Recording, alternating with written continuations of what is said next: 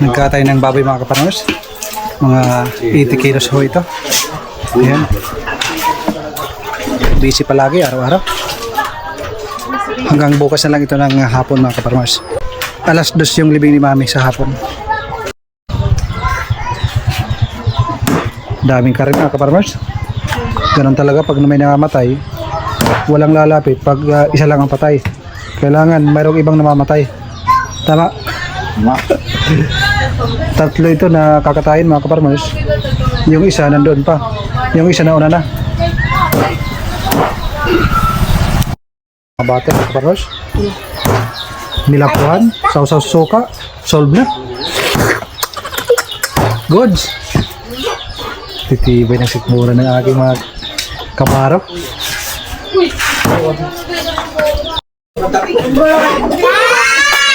Ito yung mga ipapakain bukas mga kaparmers sa libing ni Mami. Ayan.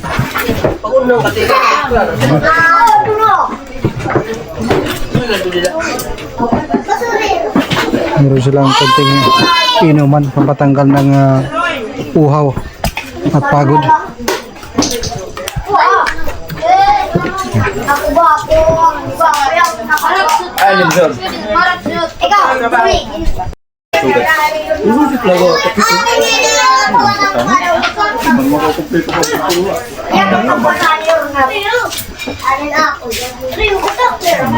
Sa paklan, pumiplan noon, doon po tayong sura.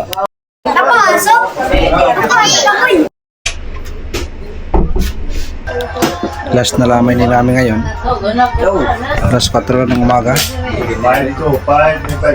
Nandun na lang yung tao. Mamayang alas 2 yung libing ni Mami.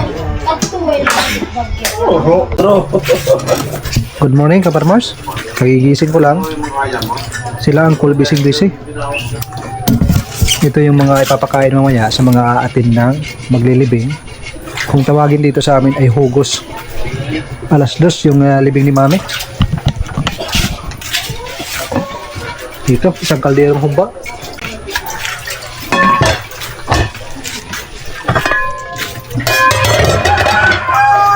Kanin mga kaparmers. Pupunuin yan. Yung box na yan. Para siguradong kamasya. Kaldero yan, Col? Oh. Pangalawang salang mga kaparmers. Siguro mga 4 na ganito yung kasya dyan sa loob. Yun, nagluluto kasi Kuya Gian.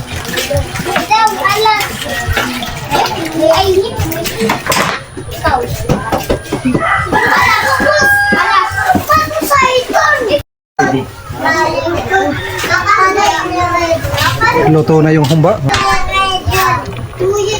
Okay na, napakalambot.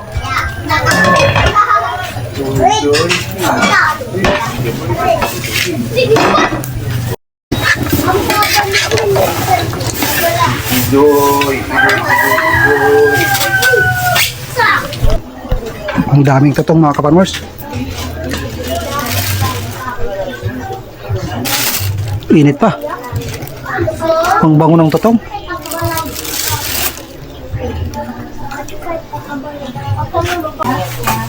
Duwan ko nga.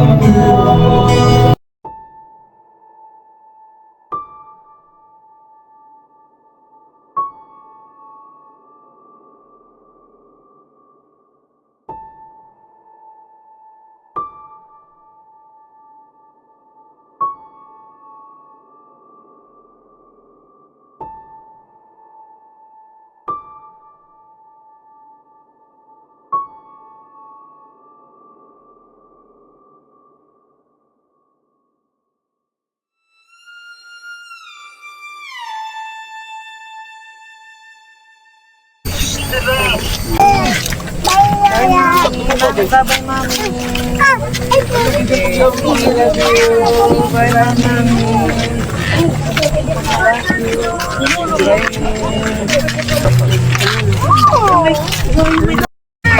Kadang budi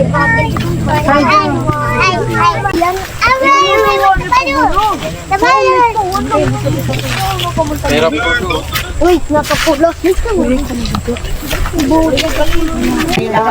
Ada di masuk-sok. Ikaw na ito. Iya,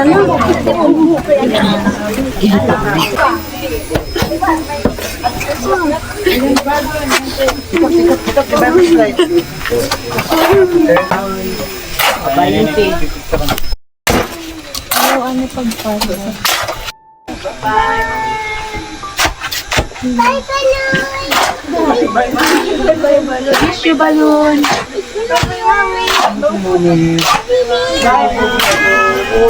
Ay, banyak-banyak ide yang makuan. Burung di kono. Pagbulag.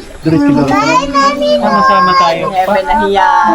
Masama talaga ako. Ano no sa? Bye, Aba, tampo yung matampo.